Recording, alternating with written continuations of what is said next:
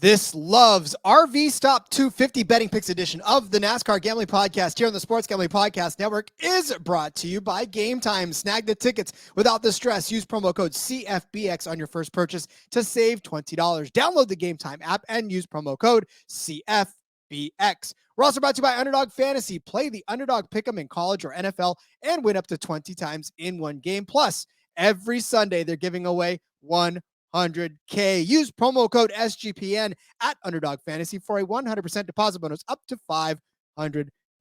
We're also brought to you by VSIN. Sign up now. Save 40% off their football season special when you use promo code SGP. VSIN.com/subscribe, promo code SGP. Finally, we're brought to you by Hall of Fame Bets, the sports betting research platform for parlays, player props, and game lines. Download the Hall of Fame Bets app or visit hofbets.com. Use code SGP to get 50% off of your first month and start making smarter bets today. Driver, start your engine!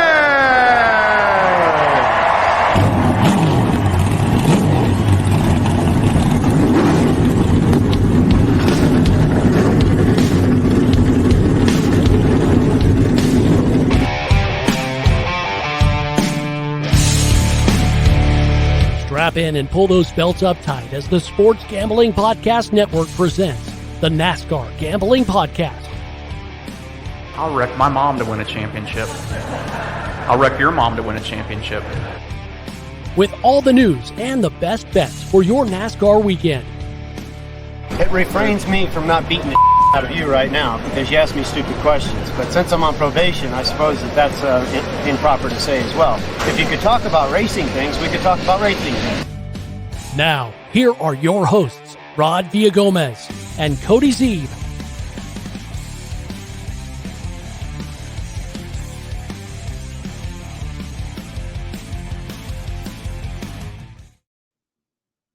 Thankfully, Kurt Busch, that is what we do here on this show. We talk racing things. It is the NASCAR Gambling Podcast here on the Sports Gambling Podcast Network. He's Cody Zeeb. I'm Rod Villagomez. Sorry about the no YouTube video last night. Literally all hell broke loose. I did lose a channel on my board in the process. RIP Channel 1 on my Roadcaster. So I switched to Channel 3, and we're all back up and functioning, Cody. Thank God. Hey, it made it. I'm assuming you've had it since we started. So if so, made it through 271 episodes of the NASCAR Gambling Podcast. That's pretty decent. Pretty decent run for Channel 1. So RIP, appreciate your service, your sacrifice. We'll see you in the next life. Oh my God. And then, okay, just a little behind baseball too. With the Roadcaster, you program all of your channels to a certain way. So I had to spend all of yesterday copying all of Channel 1 settings into Channel 3. So hopefully you are hearing this with the same amount of clarity and production that you're used to hearing out of this show. So patience if you haven't, I'll get there, I suppose. You sound perfect to me, Rod, but it's been since day one as well. Oh, you're so sweet. But all right, this is, of course, the truck episode. There are trucks, there are Cup drivers, there are no Xfinity drivers at Talladega this weekend. We are set for the Loves RV Stop 250. Another one of those fun names to continue to say. We talked about it a lot in the Cup Series episode yesterday about how obviously the chaos that comes with Talladega, Superspeedway racing in general, and that, this is a week where you go light because you don't want to throw a lot of irons in the fire because those irons will surely burn. So you want to make sure that you're not heavily invested. But Cody, the trucks are even more so. They're chaotic on a normal track, let alone a super speedway. So this is one where I suggest you probably go the lightest that you've ever gone in your life. Yeah, I mean, yeah, pretty much, right? It's chaos. You get the 36, 38 best in the world NASCAR drivers in the Cup Series, on a track like this, and they make mistakes and they mess up and there's big wrecks. You take two steps down to the Truck Series, and we've got some absolutely incredibly talented drivers in this series, but there's a lot of very young drivers. Some drivers, or we're going to talk about one of them, making his first career start on a super speedway in the Truck Series because he wasn't eligible to race earlier this season when they went to super speedways because he wasn't old enough. And so you've got those younger people, and and the less experienced and the, that. So you mix all that in with Talladega and in the playoffs, shit's going to get crazy. Shit's going to get exciting. And that's what makes betting on super speedways fun. Well, you know what makes betting on super speedways not fun? Crappy odds. That is, my friend, exactly what we were looking at when we opened up the books today. I honestly, I've never been this disappointed in my life other than that Christmas when I woke up and I did not see any presents under the tree for me. That is the last time I've been this disappointed in my entire life. Sounds like a sad story. My childhood was sad. But listen, I'm just saying, like, that was what I felt like when I woke up and I looked at the odds. I was like, you're going to give me this? I would have preferred you didn't give me any odds for this. I mean, like, JK, no truck odds this week. Don't say that, Rod, because I'm glad we got some odds. Yes, it's tough to navigate this week. We'll be straight up with you. It's a lot of these odds are pretty gross, and there's not a lot of stuff we super love. It was a little more difficult to put together the card this week. I haven't looked through all of your bets, but I mean, I specifically have got a lot of dart throws. Like, we're just gonna throw again, and we talk about this every time we come to the super speedways. Talked about yesterday on the Cup Series, right? You approach super speedways differently. You got to go lighter. You've got to know that one little tiny mistake will wipe out half the field, wipe out half the bets. That's how it goes. But you can also use that to your advantage. You can hit longer shot odds.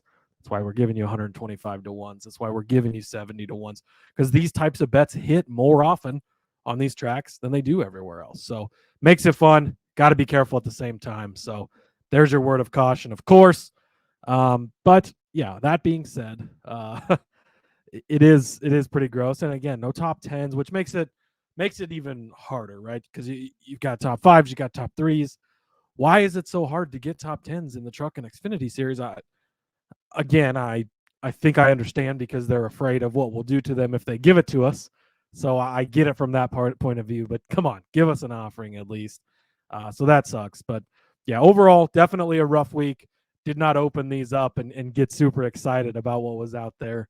But like we always do, we dug deep. We looked through it. We're not going to give out bets don't believe in. And we'll give you our sides of why we think these could be good bets to place. Hopefully we'll cash it and make some money. And if not, we'll probably get to enjoy a pretty chaotic and fun truck race. And then again, that's super speedways. Like, you don't get disappointed. At least you shouldn't. If you approach it correctly, you shouldn't. If you lose all of your bets and you don't make any money, you shouldn't be as disappointed as you are if that happens to you at Texas. If that happens to you last week at Texas, then damn, yeah, we did something wrong. We got to go back to the drawing board. Why didn't it go correctly, right? But at Talladega, it's Talladega. And if you lose them all, you got to go into it even more so than a normal week, expecting for that to be the case, and just have fun. And it makes these weekends a lot of fun. It breaks it up too, because we don't get them that often, right? Only the third time the trucks have been on a super speedway this year. And the last two were in February and March, I think, or February and April. So it's been a minute. So yeah, I'm excited. Yeah, and for you watching out there too and listening and all that, you've heard us say it before. Obviously, we've had super speedway races before, so this is nothing new to you. But yeah, I mean, it is one of those situations where, you can do all the research in the world, and then they go 3 wide at the wrong time, and half the field gets wrecked out, and doesn't matter what you said after that. So again, we could probably just preface all of these bets that we give you because Dega, and really just kind of call the show there, like we said yesterday during the Cup Series show. But we obviously won't do that for you. We'll give you. There's educated, and we talked about this yesterday, right? It is throwing darts at a board in a way, but there's some education behind it, right? And there's a reason we bet against Kyle Larson every time, because sure, one time in his career he got into the top 5 and didn't, and he won that side of the head-to-heads, but most of the time he wrecks out and it doesn't work out. And so we find, you can find these nuggets, you can find the research for people who tend to be better on this type of track, who tend to avoid the chaos. Nobody's immune from it. We know that. But I think we did a pretty good job.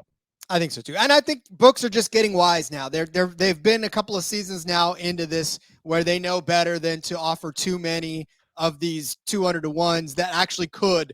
I mean, I'm sure as a bookmaker, I'm looking at a 200 to 1 going, okay, is this really a 200 to 1? Or are we just doing this because of the name? Like, look into this, because if we get burnt on this, and like you said, the top 10s, they know better than to give you top 10s, and they know better than to let you parlay top 10s. because a couple books got burned by that and somebody won $1 million. So probably won't do that again. So, all right, we got some news, but first we got to tell you about Gametime. Buying tickets, absolutely a horrific experience for the better part of my life. Ever since they introduced you being able to buy on apps, it's been horrible because not only do they gouge you for prices and just up the costs to actually have the convenience of purchasing them on an app, but if you don't know if you're going to go to the concert until the last minute, then you're equally screwed because not only do you have trouble finding tickets to the event at all, but you have trouble finding ones that are actually going to fit within your price range. You're not spending $6,000 for the nosebleed seats. Thank God those days are over. Gametime is the app that erased every bit of stress and worry and gnashing of teeth of buying tickets online on the app. Just download the app. You are not only going to be able to find great last-minute ticket deals to anything you want to go to, whether it's a sports event, whether it is a concert, whether it is I can't even think. I'm out of analogies as far as other things that you can go to. But if it sells tickets, Gametime's going to help you get there. And they're going to give you last-minute deals on those tickets to do that as well. And flash deals to do it too. Plus, I'm telling you right now, this is a cool feature. If and when you buy tickets on Gametime, they're going to send you a picture from the seat that you're sitting in or you're going to be sitting in, so you know exactly what you're looking at when you get there. Plus, the Gametime guarantee means you'll always get the best price if you find tickets in the same section and row for less somewhere else. Gametime's going to credit you 110% of the difference. Stop buying tickets any other way. Snag the tickets without the stress with Gametime. Download the Gametime app, create an account, use code CFBX for $20 off your first purchase. Terms apply. Again, create an account, redeem code CFBX for $20 off. Download Gametime today. Last minute tickets, lowest price guaranteed. Underdog Fantasy has a way to play alongside your favorite football team, or as we know now, drive alongside your favorite driver all season long. Win up to 20 times your money in a single game or race by going 5 for 5. And from now until October 4th, Underdog is matching 100% of your first deposit up to $500 plus $100,000 Sundays continue on Underdog Fantasy. They're giving away a total of $2 million in prizes all season long. $100,000 in prizes just this week. 10 lucky people are going to wake up with $10,000 in their account. I want you to be one of those people. There's a new sweepstakes happening every week of the NFL season. We're going to give out plenty of our favorite Underdog plays. We got a full episode dedicated to it at the end of the week, so make sure you come back for that.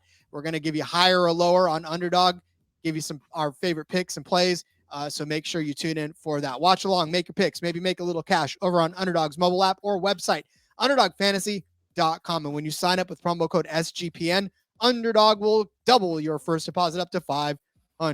That's Underdog Fantasy promo code SGPN.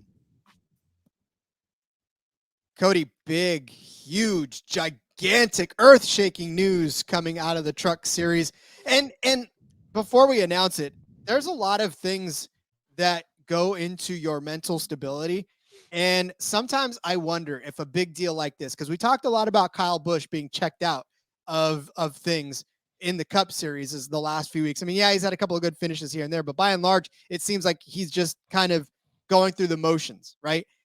And you wonder, I mean, this deal we're going to talk about here in a second, it's been in the making. It's not like it happened overnight. But this kind of stuff, much like him switching teams, has to weigh on you as a person, which is going to affect your performance. I mean, I'm a low-life podcaster, and I know that there's things that impact my performance, just podcasting.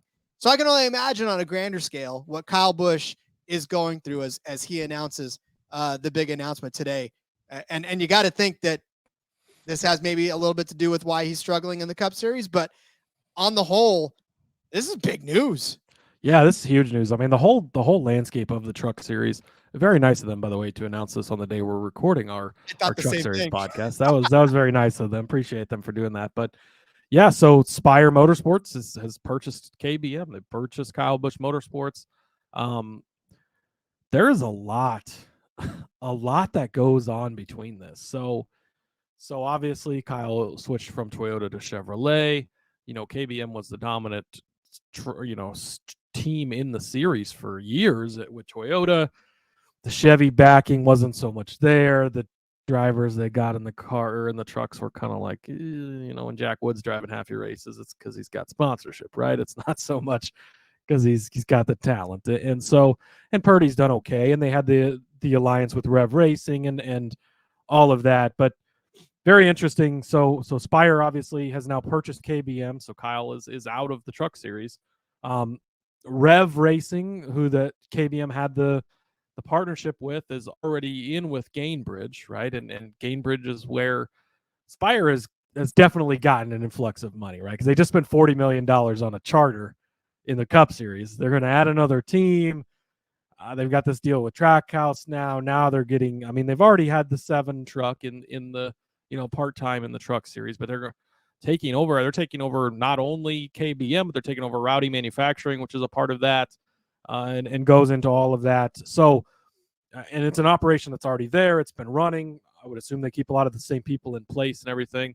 So now you've got them taking that over. Well, GMS is stepping away, right? They're ceasing operation, and they have 4 or 5 Chevy trucks depending on the week. And so how much more money is Chevy putting into this?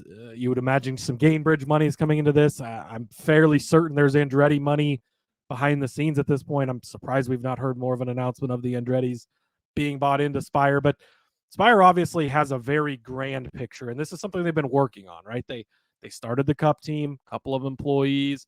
They built things up. They brought Corey LaJoie to be their anchor guy. They've signed him to a long-term deal. Now they've got young talent and unannounced yet, but Carson Hocevar is going to be on the team. Zane Smith is going to be driving Spire equipment as a Trackhouse driver. Again, kind of a weird situation, but a good driver. And now you're adding this. They've been dipping their toes into Xfinity as well. They've obviously got huge plans. I think it's great. You've got drivers out there on the market, guys like Grant Enfinger. Where is he going to? He's leaving GMS. They're closing.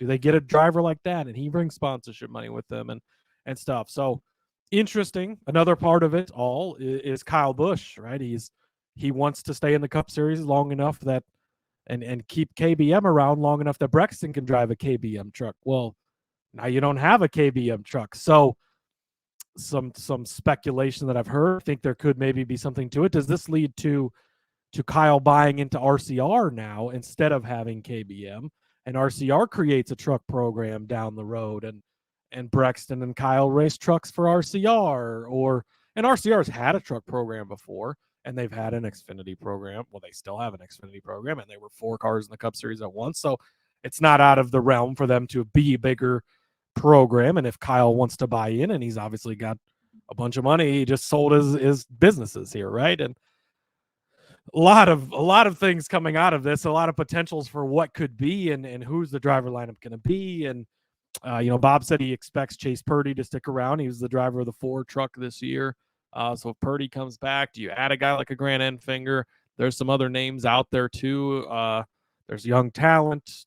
Oh boy, I don't know. And is Chevy, since Chevy lost GMS, since they're losing KBM in a way now, like do they kind of refocus that money into one with the Spire program? Very interesting. A lot of dominoes to come from this, but this really shakes things up and is another big domino in not only is all of NASCAR, the ownership landscape is changing, right? The track houses are coming in, the Spires are trying to be bigger, Rick Wares are trying to be bigger, RFK has really come a long ways. And so there's a lot. Colleague, they're trying to be something big. There's a lot going on in all these series. So it's very interesting to see where the dominoes continue to fall here.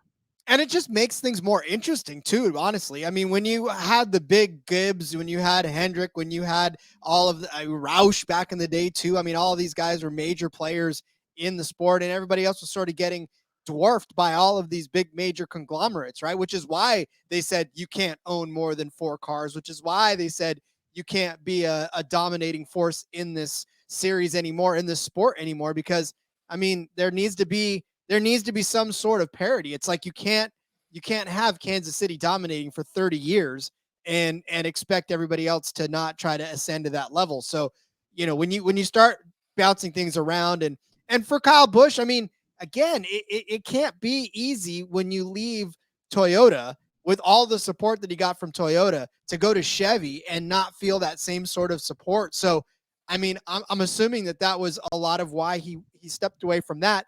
And I think you're right, Cody. I don't know that there's going to be, I don't know, it won't be very long till he makes another move, because he either A, decides to not, and then eventually retire and kind of walk away from the sport, or he does decide to go all in on an ownership stance, a la Keselowski. There will be he'll be back in his, assuming that Braxton wants to. I mean, Braxton is only 9 or 10, I think, right now, so he's still young, and maybe decides he wants to. But assuming Braxton wants to climb the ladder and get into NASCAR, Kyle's dream is to go compete for, or at least what he said is go compete for the Truck Series championship, something he's not been able to do because of the limits, right?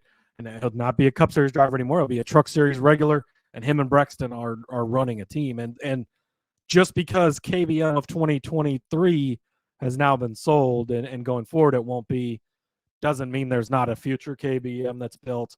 Doesn't mean that he doesn't get in bed with RCR. Richard said during the press conference when they announced him, right? That was part of it, or I don't remember. I think it was Richard.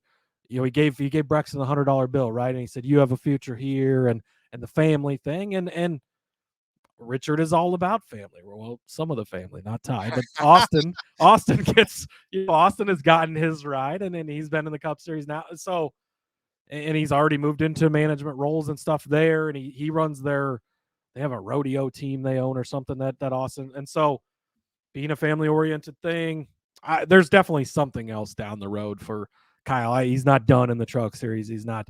It is crazy. They just got to their 100 wins, right? They just hit that mark, and now that's it. I mean, unless they win a race here in the next couple of races, then it's a perfect 100 and they're out.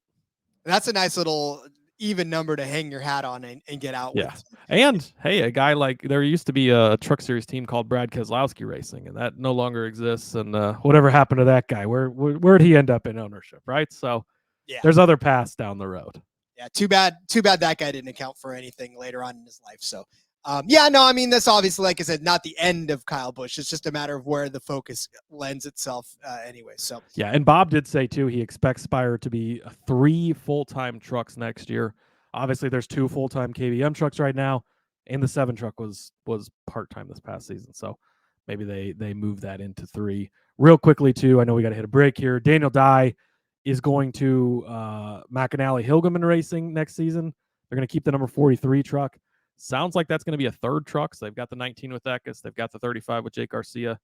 And Daniel Dye, one of the GMS drivers, going to be going over there. He obviously brings a lot of sponsorship money with him. So interesting there. And always interesting camera angles too. So he's always in the mix of it. That dude's got more cam time, at least front dash cam time. I think the goal of his race is not to win.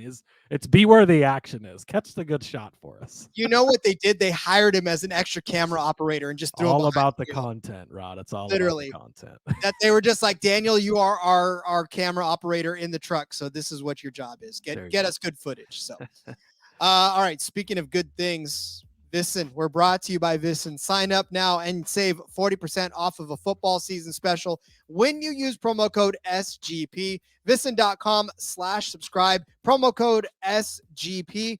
Sean and Ryan, of course, they're always degenerates to the core, so they're in a contest right now. They're going head-to-head with other VSIN shows to see who sells the most subscriptions. The winning show is going to get a $1,000 Super Bowl future. The best part is that Sean and Ryan are going to put you in and get you a cut into the prize if they win. Here is how it happens. Step 1, go to VSIN.com. That's VSIN.com/subscribe. Use promo code SGP to sign up. Then step 2, you go to sportsgamblingpodcast.com/VSIN to submit your proof of purchase. When they win, the script says if, but screw that. When they win, you'll get to vote on what team to use that $1,000 Super Bowl future on. And when it hits, sorry, I know it's false advertising if it doesn't happen, but I don't care. When it hits, you'll get an equal, I'm optimist, always the optimist here. You'll get an equal piece of the action. So go to VSIN.com/subscribe, use promo code SGP, then head to sportsgamblingpodcast.com/VSIN to submit.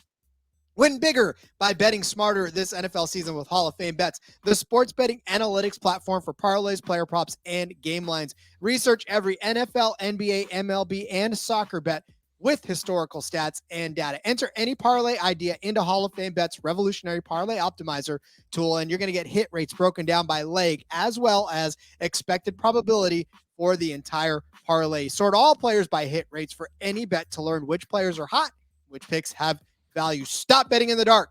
Join over 30,000 users researching with Hall of Fame Bets to craft more intelligent, data-driven parlays. Download the Hall of Fame Bets app or visit hofbets.com. Use code SGPN to get 50% off of your first month today. Start researching, start winning with Hall of Fame Bets. Well, Cody, we are at the Talladega Superspeedway. It's Lincoln, Alabama, but Talladega, Alabama, I don't know. Remember, I like to give my cities their props, but it's Lincoln, Alabama. I know this is Talladega, but 94 laps around this 2.660 mile paved track for 250 miles. Just a absolutely blistering short race. I mean, when you talk about, the Talladega, the 500 miler in Talladega, this is half of that. There is going to be so much action packed into teeny tiny little set of laps. Yeah, we talked about it in the Cup Series, right? That extra 100 miles, it gives extra time for things to happen and whatnot. In the Truck Series, there's less time for things to happen, but there's less time for everything. And so they are going to be pushing right from the very start. There will not be any slowdown in the action. It's going to be crazy from the drop of the green flag. Yeah, and like we said too earlier with trucks, it's already unpredictable as it is with these truck drivers. So you shorten this race to 94 laps. Again, you are in for what it would say the last race, it felt like it was like basically nothing. It was like a little over an hour, right? It was very, very short. Last year's race, though, was 2 hours and 12 minutes. So not necessarily as short time-wise, but of course, like I said, the action is short. It's not short time-wise because there's a lot of caution flags and big wrecks. Yeah, well, 6 cautions for 29 laps in 2021, 9 cautions for 36 laps in 2022. Yeah, we are certainly in for our fair share of craziness.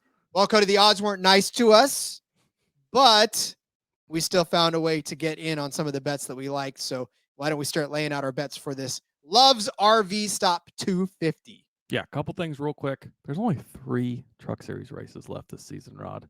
That's extremely sad and horrible to think about, but we're going to take advantage of it. So this is, again, Corey Heim already has his ticket punched to Phoenix, to the championship race. He is in. If a playoff driver wins this race, they will also join him. Playoff points are going to be important here, right? They've got Homestead in a couple of weeks. That will be the last race before they set the final. Homestead is the final one. So playoff standings, Heim is in. Eckes is 29 to the good. Hocevar is 18 to the good. Enfinger 14 to the good. Zane Smith 14 to the bad. You watch out for the guy who's finished first or second 3 or 4 seasons in a row now. If he has a bad day at Talladega, going to need a really good day at Homestead. Could be interesting. Ben Rhodes is 19 under. Sanchez 22 under. Ty Majeski, if they can't figure out them tires, he's 22 under as well. So going to be interesting to watch the battle and see. Again, this is the wild card of all wild card races for this round for the Cup Series and for the Truck Series. Entry list, there's 40 entries for 36 spots. This is important because one of the guys I've got multiple bets on might not even make this race. We did have that happen last year, unfortunately. So keep that in mind. Might read the book rules and see. They might refund it. They might not. You might want to wait until make sure if he makes the race. The odds might not be as good, but that is something to keep an eye on because 4 drivers will not make this race. Joe Cobb is back in the 10 car. Jason M. White is back in the 22. Chandler Smith is taking over for Matt DiBenedetto in the 25 car. I've not seen if that's just for this race or if it's for the rest of them, but he will be in there. Brett Moffitt is in that extra front row car in the 34 truck, rather. Bailey Curry is back in the 41. Jack Wood is back in the 51. Tyler Hill in the 56. Jake Drew in the 61. Kligerman is back in the 75 as well. So those are kind of the notables on the entry list this week. All right, Rod. We had a lot to talk about today, but it's finally time. Finally time to get into the bets. I'm going to start off with Brett Moffitt to finish on the podium, plus 425. he's going to be in that other front row truck. And you've got to imagine with Zane Smith being under the cut line right now, one of the points of having a second front row truck out there is to help Zane Smith run well, help keep Zane Smith up near the front, help Zane Smith score points. If Zane Smith is up near the front, hopefully Brett Moffitt's going to be right there in tow with him. I think that could make it hard for Moffitt to win this race a little bit, but hey, maybe if something happens to Zane earlier, maybe it ends up where Zane ends up pushing him just because that's the position they're in. But I do think he could get on the podium at plus 425. I think that this is a good bet. He's got no truck starts this season, and hasn't really made a bunch of truck starts since 2020. But in 2020, he did finish 7th here and 13th at Daytona. In 2019, he finished 4th place here at Talladega as well. This year in the Xfinity Series, 6th at Atlanta, 12th at Talladega, 10th at Talladega last season. So he's getting to the end of these races. That's the most important part to any of these bets hitting at Talladega, is being there at the end. He's been really good at it, and he's in a really good, strong truck. You don't have to be in the best equipment to be up front here, but the better your equipment is, the better chance it gives you. Could allow him to be out front a little, lead some laps. I think he can finish on the podium at the end of the day. Brett Moffitt, podium finish, which is top 3 if you're not from the open wheel world, I guess, but plus 425. And, slingshot engage. We talk a lot about the paint schemes for the Wonder Bread and the Old Spice car. Yeah, maybe not, but still, I love it. No, again, we're praying for chaos. We're praying for even something that happens that doesn't normally happen. And on Talladega, you can't really argue against any bet, so I won't. So I will turn my attention to my next bet. I'm playing a little safer. And you know what? Honestly, the theme of my card is I'm just going to play it safe this week. I literally, and mine's much the opposite. Mine is all that plus 425. That was the lowest odds of any bets I'm giving out today. So yeah, that tells you where, then that's just, again, how I feel about the odds we're getting are not great. So it's hard for me to take anything near the top. And I just said, we're going full absolute chaos is what I am rooting for the most chaos possible in this race. Well, I am just hoping that the good drivers in these trucks continue to be good drivers on this track and don't get caught up in nonsense. So I will give you Christian Eckes as a top 5. This is at plus 120. I'm going to premise this again. I know these are super speedway odds. I know these are not good, but I also know that most of the other betting community in the world would look at a plus 120 and think it's a little bit risky because it's a plus 120. Therefore, I say to you, Christian Eckes at plus 120 is still a good bet for a top 5. If you even wanted to ladder this up to a top 3, it is plus 225 for a top 3. I know it's not what we're used to, but top 3 for Christian Eckes. He has been a top 3 driver in all 4 of his last 4 races between IRP, between Milwaukee, between Kansas, between Bristol. All 4 of those races have been inside of the top 3 for Christian Eckes, which makes the strength of a top 5 finish even stronger here, given that that's what he's done over the last 4 races. All told, in 20 starts, he has 9 top 10 finishes, which is right up there at the top of the list as far as top 10 finishes in. It's not the top, but it is close to the top in top 10 finishes in the series for these truck drivers. In Daytona, top 3 finish. He finished 3rd in Daytona. In Atlanta, not the super speedway, but Atlanta Superspeedway, he won that race. So again, strong showings all season long by Christian Eckes in this truck, which makes the top 5 almost a no-brainer. He did it last year, actually, in this track, on this very track, in this very race. He started 13th, finished 5th. He led 25 laps in that span. So again, this is just a matter of picking somebody. And he was in the 98 truck. He wasn't even in his normal truck that he's in now. So, again, that even makes it even more impressive that he's not in the 19 truck then. He was in the 98 truck. So he was able to make another truck work to his liking.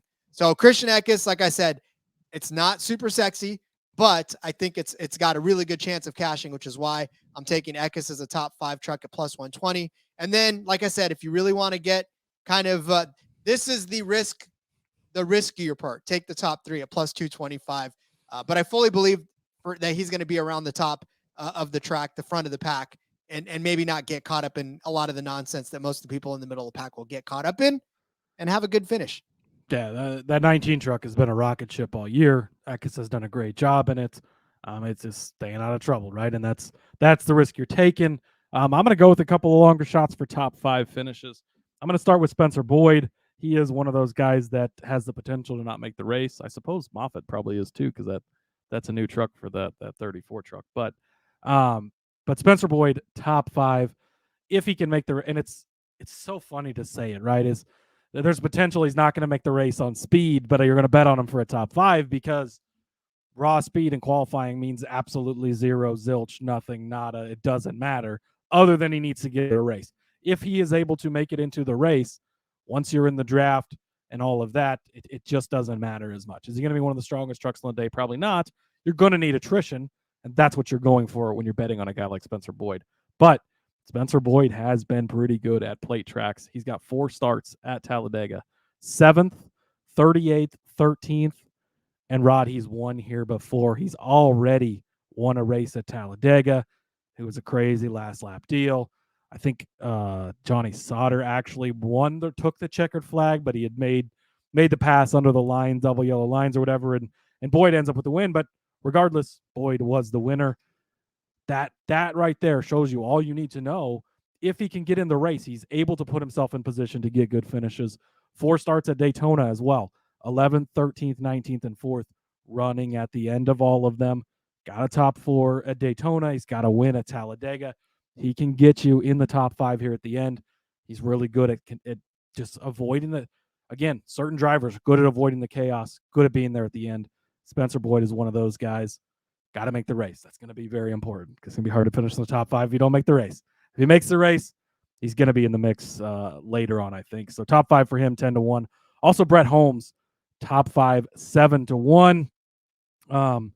Last year, arguably could have been one of the guys that maybe won this race, but Matt DiBenedetto was credited the win based on the ghost yellow flag that shouldn't have came out when it did. We'll talk more about that in a few. On another bet I got screwed on, but Brett Holmes, Alabama kid. So this is his home track. This is where he wants to run good. Finished 3rd place here last year in that race. He was one other start at Talladega, 15th. Again, 2 for 2, making it to the end of these races. That's the important thing. 13th at Daytona this spring. Guess what? Made it to the end. He was also 3rd at the ARCA race here at Talladega in April. Made it to the end, was in the mix. That's what you're looking for. So, Boyd, top 5, 10-1. Holmes, top 5, 7-1. I love it. Again, throwing educated darts at the board to see what sticks. All right, my next safer play, I suppose, is Carson Hocevar as a top 5 truck as well. This is at plus 140. Carson Hocevar, we know and we've watched be red hot in this series as of late and really in general. 3 wins on the season. Half of his finishes, half of his 20 starts in this have ended in a top 5 finish. That is just so obscene in this truck series when you just, when you see so much chaos surrounding everybody. But for Hocevar, he's been very, very steady over the last few races, especially where all 5 of his last 5 races have been inside of the top 10. 4 of those have been inside of the top 5. 2 of those have been inside of the top 3. So only 1 finish in his last 5 has been outside of the top 5 in general. Going back to what he did earlier this season at Daytona, he started 9th, finished 20th, unfortunately, or 12th rather. Not a very good finish there. Did start 5th in Atlanta, but got crashed out and ended up logging a 31st place finish in that one as well. So not really too much luck there. And honestly, not a lot of, this is the only reason that I feel like this is more of a risk than anything, is because he hasn't had very much success on Talladega in general. But what I am going after is the fact that he's had speed to start with. So at some point, this luck is going to have to turn around. And the fact that he's been running so well lately makes me think that this might be at the actual time. I know that when you stand there and someone punches you in the face 100 times and you don't duck, well, eventually they're going to not punch you, right? So this is probably going to be that time where Carson Hocevar manages to break through. His only 2 finishes as a truck driver here on this track, 25th, 28th in 2021 and 2022. Like I said, he started 6th in 2021, finished 25th. He crashed out. Started 3rd in last season, ended up finishing 28th in that, but he did lead 12 laps, which means he was toward the front of that race too. So again, Carson Hocevar just so good this season, so consistent. He's driving the Cup Series car now. He's been rewarded for his efforts in the lower series. So I think there's a lot more confidence behind Carson Hocevar as of late. I think that translates to Talladega. I think a top 5 finish for him at 140 is good. I also think, again, just like Eckes, Hocevar is actually plus 300 for a top 3 finish. So the only thing that stops me from really suggesting the top 3 is the fact that he's been crashed out of the last one. So if you don't think that Hocevar is going to crash, I think a top 3 at 3-1 could do wonders as well. Yeah, and he's the favorite to win this race over on Superbook. Different books have different favorites, but wow. He is, on some of the books, is the favorite to win this race. So the books like him as well. Next up for me, Rod. Again, this is just complete strategy play here. There's some bigger groups on Caesars. It's a lot of drivers, and in general, that scares me a little. But when you're giving me an option at plus 520 to win a group, again, this is going to be just complete and utter chaos. And so you can win a group like this by just surviving. And again, you can finish 30th and still cash this bet. You don't have to get in the top 5. You don't have to be the top finishing Ford or Chevy or whatever. You just have to get ahead of these other guys. And a plus 520. This is Group B over on Caesars. Give me Taylor Gray, my guy. Rod, this is his first start on a super speedway because he was not old enough when they went to Daytona. He was not old enough when they went to Atlanta. So he has finally graduated into being old enough. He did race the ARCA race here in the spring. He did finish 7th in that. So he survived the chaos, made it to the end, right? So there's something to be said for that. So as far as statistics go, don't have a ton because, well, he's not done it really before. So hopefully he's been on the iRacing. Hopefully he's a super speedway ringer, much like myself. It's about the only place I'm good at. I'm really good at the super speedways. Everywhere else I just suck. But so this is Group B. Gonna take him at plus 520. Again, it's a guy I want to root for, Taylor Gray. I love the dude. And it's a good number 520 to win a group. He's got to beat Chandler Smith, who should be good in that 25 Rackley War truck. He's got to beat Parker Kligerman, who's generally really good at super speedways. But Rod has 47 starts in the Truck Series this year and like one finish better than 20th. That's not actually accurate, but it's something very similar to that. It's not been good for that 75 truck. Brad Moffitt, I just made the case for him to finish in the top 3, but Rod, if he gets swept up in a wreck, if he doesn't finish inside the top 3, maybe Gray beats him. Maybe he finishes in the top 3 and Gray beats him. You never know. Nick Sanchez and Chase Purdy, again, they're in good trucks. They're good drivers, but anything can happen. This is another just building for chaos type of bet, expecting Taylor Gray to hopefully outlast these guys. And again, there's always that possibility he finishes 27th and these other guys all get wrecked out in front of him. You can still cash this type of bet. Plus 520 for a group bet is a really good number. So I'm going to take Taylor Gray plus 520 to win Group B over on Caesars. It would be something else if he actually won this race too. That would be one for the books. I mean, obviously we've seen we'll crazy talk about winners that more later. Yeah, I know. But I'm just saying, like, I see you. But I just definitely something to look out for. So, all right, I won't spoil your outrights. Give me Ben Rhodes as a top 3 truck as my next one. Plus 340 on this one.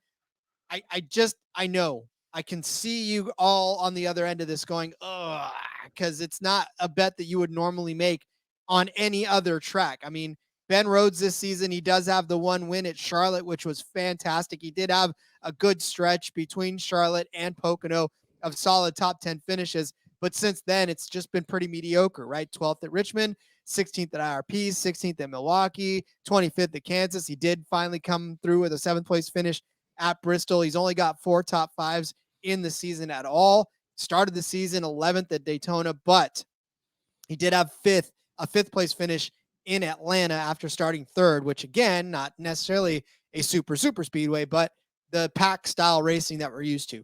I will harken back though to a couple of starts for Ben Rhodes on Daytona. And I'll say that, and then I'll transition into Talladega. But Ben Rhodes won here, or not? He won at Daytona in 2021, finished second in 2022. Like I said, it was a rough go earlier in the season at 11th place for him there, but that was an interesting slip you had when you said he won here, because he should have fucking won here last year, Rod. That's what I was about to get to, because he finished second here last year. No, he won the race and he was awarded second place. That is correct. So that is exactly what happened. So he's proven that he can get around this and actually finish in first place. Whether or not they acknowledge it, that's the other thing. But he did finish in first. And not to mention, he was on the pole here in 2021, led 20 laps. Unfortunately, that only wound up in a 13th place finish. But Ben Rhodes, an experienced driver, old driver, as it were. He's got what is it? I'm looking at it now. He's got 7 starts on this track, which puts him inside of the top 10 of active drivers on this one. So Matt Crafton was 17, by the way, which I'm looking. Yeah, we don't have any Crafton on here, but that dude's been racing around Talladega for as long as most kids can remember. Yeah, exactly.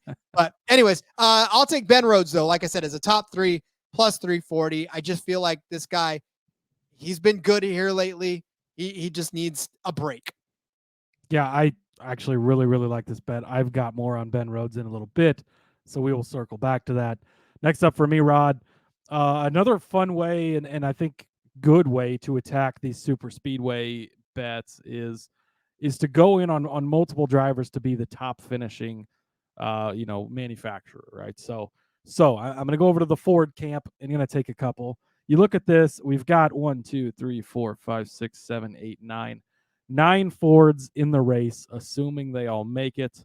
These bottom 3 potentially wouldn't make it. I don't have the list in front of me of who's on that bubble for making it, but so it's only 9 Fords, and maybe they don't even all make it. But assuming they all make it, you've got 9 Fords in here, and they're subject to getting in accidents. It happens, right? So Zane Smith's at the top of the board, plus 225. The Majeski, you got Rhodes up there, Brett Moffitt, Matt Crafton. But I'm looking just past those guys. I'm going to take the next 2 on the board, and I'm going to go with Haley Deegan at 12-1 and Corey Roper at 20-1. So this is going to give me 2 of the 9 drivers. They're both at longer shots at 12-1 and 20-1. Again, if it is chaotic, if Zane Smith gets caught up in a wreck, if Ty Majeski gets caught up in a wreck, if they sustain damage, if they don't have good days, these other drivers could make it to the end. For Haley Deegan, again, this is another one of somebody I want to bet on. I would love to cash some bets on Haley Deegan. She's somebody that I enjoy watching. I think she's talented. I like what she's doing. And in 2 starts here, she finished 24th in her first start. That was an okay run, right? 6th place last year in her last start here at Talladega, which means she can make it to the end, Rod. She can last. She can be there.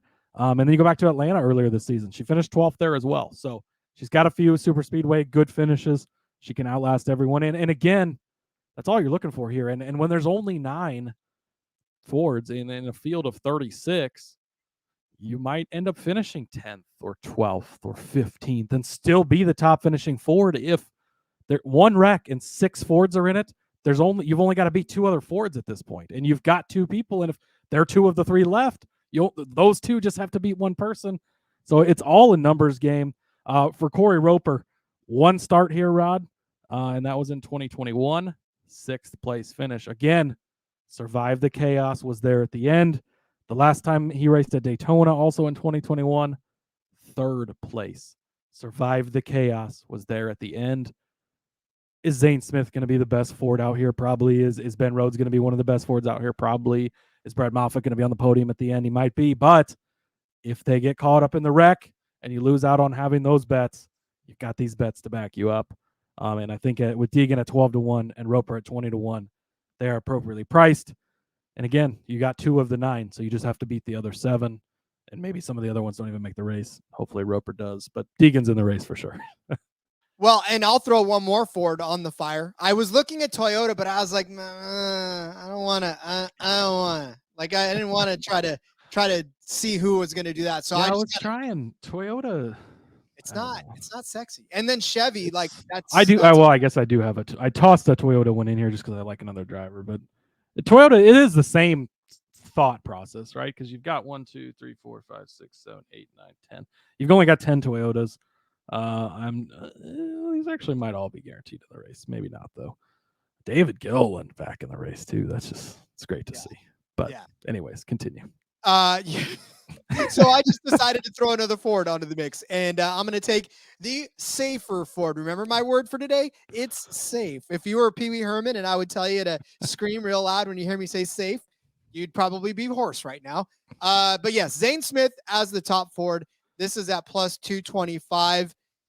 I mean, if you've listened to this show at all and you know that it's been rough for Zane Smith, it has been very much hit or miss over the last few weeks. Started out red hot. He won Daytona, right? He won the first super speedway race there. Started on the pole in Atlanta.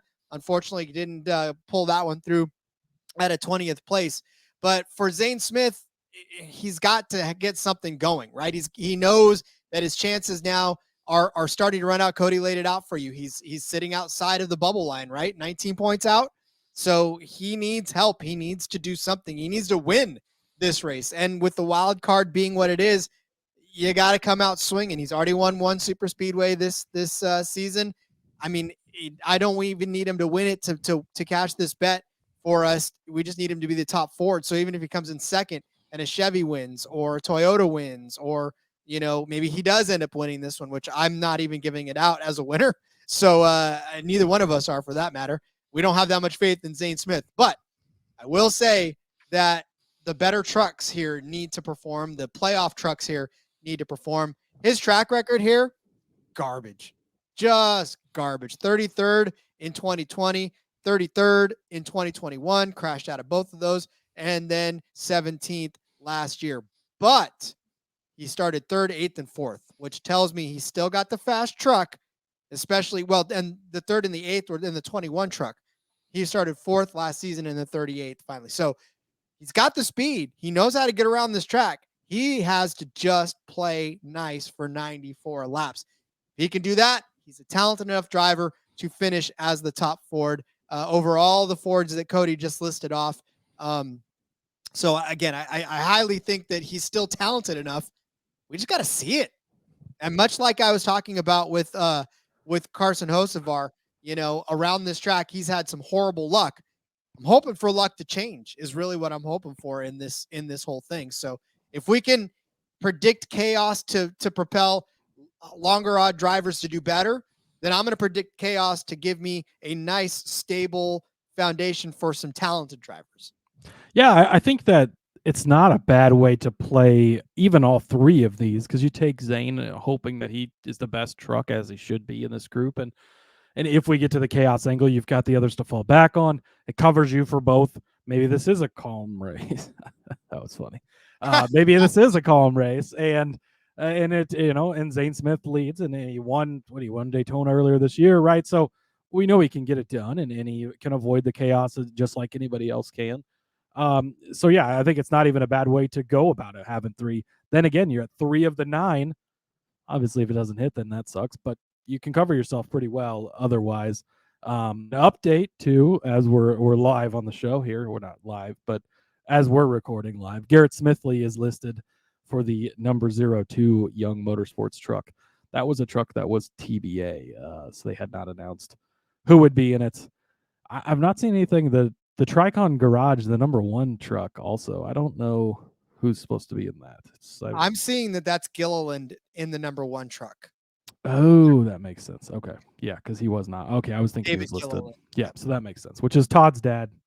Very good driver in his own right. Awesome to see him on there. So that makes sense why he's listed there. Anyway, sorry, that just popped up from Bob, so I figured I would mention it. All right, Rod, next up for me, I'm going to go to Tyler Hill. I'm going to take him for a top 5 finish, 17-1. I'm also going to toss him in there as the top finishing Toyota at 33-1. From the Toyota angle, again, much like we just talked about with the Ford angle, there's only 10 Toyotas in this thing. You've got Corey Heim kind of at the top. That's really it for big name drivers, right? Then it's Ankrum and Taylor Gray and Tanner Gray and Gilliland and Friesen. I guess Friesen's not really a big name anymore since he kind of sucks these days, but sorry to our favorite Canadian. But you got Jake Drew in there, you got Dean Thompson, you got Vargas, And Tyler Hill is the longest shot in this group, but it's funny because the 9 guys in front of him are 16-1 or shorter, and Tyler's 33-1, and it just doesn't make sense to me. And his number at 5-1 or at 17-1 rather to be in the top 5. He's got 1 start at Talladega. Rod, you know what his average finish? What do you think Tyler Hill's average finish at Talladega is? I'm gonna say 19th. Second. 1 start, he finished second place. And so he's really good. So his brother Timmy obviously drives the truck a lot of the time, and Tyler splits some time with him as well. And Timmy finished 8th at Atlanta. These guys, this is a family-owned team. They know how much money it costs when they wreck these trucks. They are so good about avoiding the chaos. And you look at it, Tyler's got 5 starts this year. Every single one of them, he's finished between 21st and 29th. And that's not on super speedways. That's just at normal tracks because he's good about keeping it clean. He minds his P's and Q's, runs his own race, comes home with a nice solid finish for what that car is. Now you put him in the super speedway, you get a bunch of cars wiped out in front of him, gives him the opportunity to get up there. Again, he doesn't have an extensive history, but he's 1 for 1 finishing in the top 2 at Talladega. If he can finish in the top 2, that means he can finish in the top 5. That means he could be the top Toyota at the end of the day. And again, the top Toyota, it covers you because Corey Heim, if some of these other guys get caught up in these wrecks, he doesn't have to finish super good to be the top finishing Toyota. So I think you play Tyler Hill both ways. Top 5 at 17-1, top Toyota 33-1. Maybe even cashes both for you.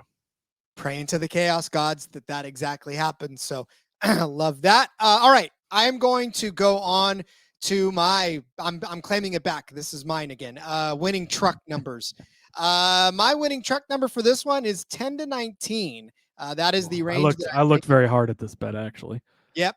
I'm telling you, it's very, the other ones, I mean, the other odds for these ones are not necessarily as great. And I'll give you them right now. So winning car number, you got the bands of 20-49 at -115. And I get it because the 20-49, basically that's 29 cars or 29 trucks rather that you're getting right there. That's a shit ton of trucks right there on the bottom of it. But if you notice, as we've gone through our entire cards here, after this, all we have left is the outrights. No minus money bets, no head-to-heads. Not good ways to play this type of race. I just want to toss that out there. Continue.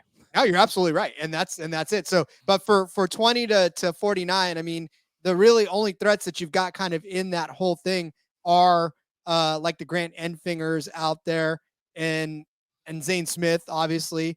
But other than that, and Carson Hocevar, those three are highly in there, which is why it's minus money. But again, like Cody said, you don't want that.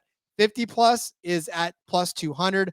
Obviously, that gives you the 98 car and the 99 car, which are in there as well. And then, of course, 10-19, where I'm falling, is at plus 210. 0-9 is at plus 550.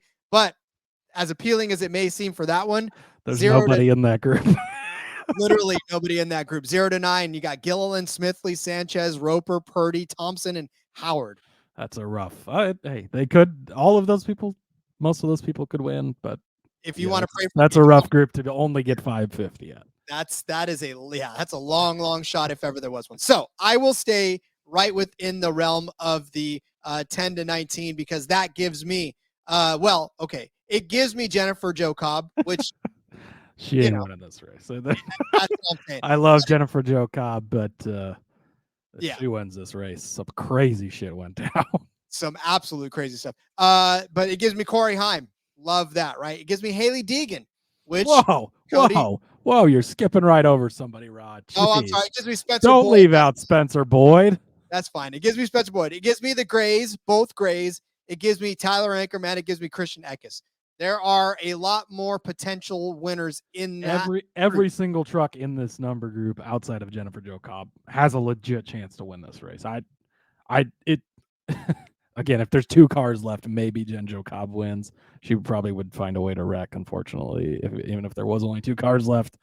Everybody else in this group can legitimately win this race. Yep, which is exactly why I'm going with it. So 10-19 is the number band, plus 210. This doesn't even have to have a whole lot of chaos for it to happen because, of course, Corey Heim. So in that number group is 6 wins on the season. 6 out of 20 wins are represented in that number group alone. 2 of them have 3 each, right? In Christian Eckes and Corey Heim. So both of those guys, they're obviously well represented and can win any race that they put their mind to. So I like it. And then everybody else has a chance to win it as well. Yeah, I like it.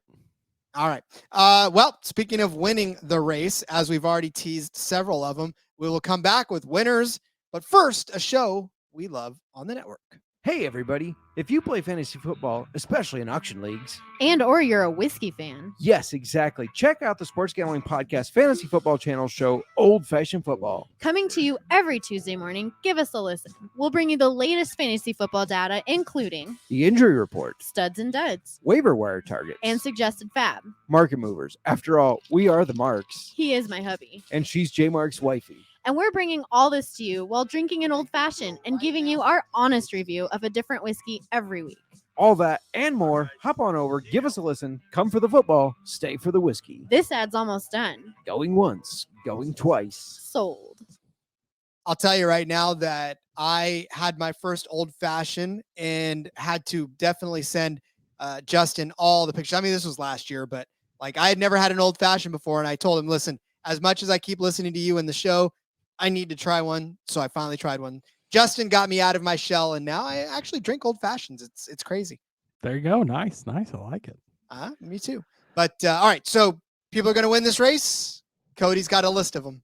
Somebody's going to win this race again. The possibilities are almost endless. You can bet on just about anybody to win this race, and that's what we're going to do. You got to spread it out, right? You take one of the favorites, you take some mid packs, you take a long shot, because anybody can win this race, even Jennifer Jo Cobb, although we're not betting on her.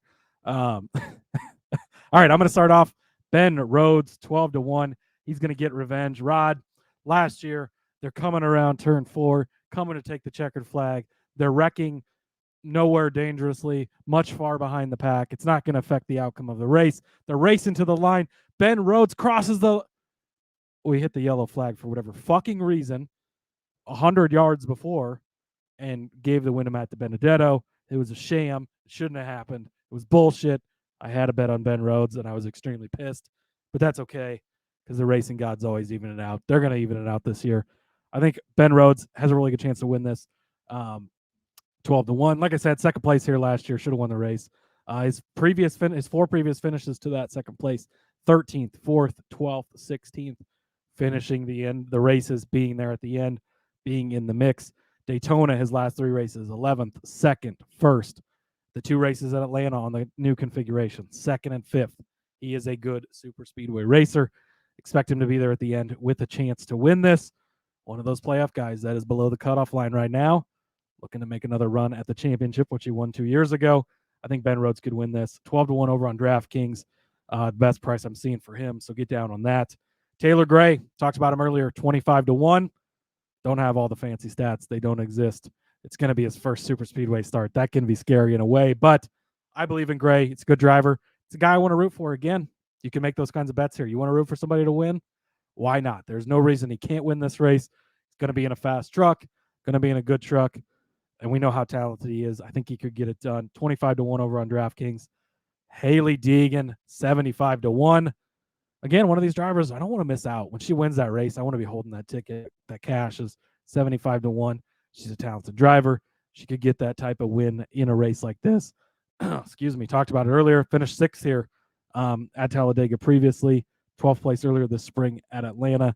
So she could find herself there at the end. Again, you get some attrition, you get some chaos. Oh, we saw last year at Daytona in the Cup race, right? There was 6 cars left in that lead pack that weren't super damaged, that were still going for it, and Austin Dillon wins and catches the big ticket. But that could be any of these situations could play out. She could just be in the big pack at the end and be the one that slips through the wreck, or she could be the one leading it. It doesn't matter. 75-1 for Haley Deegan over on Caesars. And Spencer Boyd, Rod, 125-1 for a guy who's won here before. He's already done it before. Why couldn't he do it again? Give me Spencer Boyd 125-1 at Caesars. Has to make the race. Again, that's kind of key in winning. But if he makes the race, he's a very good plate racer. He's going to put himself in the mix, have a chance to win this race. It will be fun, if nothing else, rooting for all of these long shots by the end of it. But again, my theme, I'm playing it safe. So I'm going to take Grant Enfinger. Already 3 wins on the season. We talked about Heim and Eckes having 3 wins apiece. Enfinger is another one of those drivers that has 3 wins on this season. Not really the greatest of plate track racers, and especially not on this track at all, but he does have a win. Granted, you got to go all the way back to 2016 in the 24 truck to get there, but he's proven that he can win on this track. So I trust that has not necessarily gone away. It just is a product of bad luck. His finishes here lately, last season 29th, the season before that 21st in the 98 truck, 13th in the 98 truck, 10th in the 98 truck, 19th, then that 4th, a 1st, 12th, 22nd. But again, this season, he's been marching. He's got 3 wins. One of them came within the last 3 races, right? He started on the pole and won in Milwaukee. Not a super speedway, I get it. But when you win, it's infectious, it's contagious. 17th in Kansas, 3rd last week at Bristol. And listen, Bristol was a chore, right? Bristol was almost as chaotic as Talladega is going to be. So I have faith that he'll be able to get it done. A 5th earlier this season in Daytona. Not a good week in Atlanta where he finished 12th. But I mean, I'd say not a good week. He still finished just outside of the top 10 on a super speedway-esque type of a track. But listen, his average finish for the entire season is 9.2. His average start is 9.1. So literally kind of staying where he is. But again, that just proves that there's not a wide range of expectations of what you can expect from Christian Eckes or Grant Enfinger, rather. He's going to be good. You know that. And on a track like this, if he can stay in the top 9, then it's very easy that he can duck in front of the right line as it's surging on the last lap, right? Break out in the 3rd lane or whatever, or be blocking at the end and choose the right lane to make it to win. He's done it already. Like you said, Spencer Boyd, he's done it already. So 12-1 for Grant Enfinger, who's already won 3 races this season. Give me him to win this race at Talladega. I like it. So, and again, it's just a matter of, I want the good drivers to not suffer from chaos. I want them to rise to the occasion. We've built you a race to go 2 completely different ways. If it's a normal, clean race, Rod might cash a bunch of bets. If it's crazy chaos, I might cash a bunch. If it's a normal race, somewhere in between, we might both cash some stuff. Who knows? That is the dream. It's the ultimate goal, right? Yeah. But all right. Speaking of that card, let's build that card for you out right now. Cody started you out with Brett Moffitt as a podium finisher, top 3 for those of you who don't drink tea, at plus 425. I gave you Christian Eckes as a top 5 truck at plus 120. Cody gave you Spencer Boyd as a top 5 truck at 10-1 rather, and Holmes at 7-1 as a top 5 truck. I gave you Carson Hocevar in the top 5 at plus 140. Cody said that Taylor Gray was going to win Group B at plus 520 over Chandler Smith, Parker Kligerman, Moffitt, Sanchez, and Purdy. I gave you Rhodes inside of the top 3 at plus 340. Cody said Haley Deegan would be the top 4 at 12-1 or Corey Roper at 20-1. I said Zane Smith would be the top 4 at plus 225. Cody gave you Tyler Hill as a top 5 car at 17-1 and the top Toyota at 33-1. I said the winning truck was going to fall somewhere between the 10 and the 19 at plus 210. And then Cody gave you Ben Rhodes at 12-1 on DK, Taylor Gray at 25-1 on DK, Haley Deegan at 75-1 on Caesars, and Spencer Boyd, Tyler Boyd, not the receiver from the Cincinnati Bengals. Spencer Boyd at 125-1 on Caesars to win this race. And then I gave you Grant Enfinger at 12-1 to be the winner of the Love's RV Stop 250. I love it, Rod. I'm excited. Again, approach this race with caution. Expect to lose it all. And if you win some, you win some. Have fun. Enjoy it. If you lose some, enjoy the race anyways, because it was expected.